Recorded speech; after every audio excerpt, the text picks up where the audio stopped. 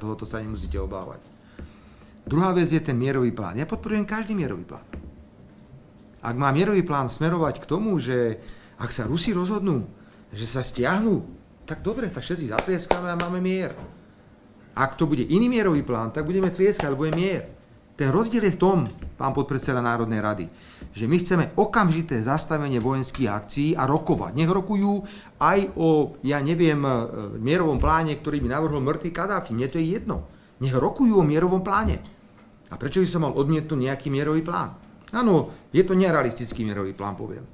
Tak snáď si to nebudeme rozprávať, že Rusi zajtra odídu z Donbasu, z Luhanska alebo z Krymu. Však zase máme asi nie IQ dreveného vláčika.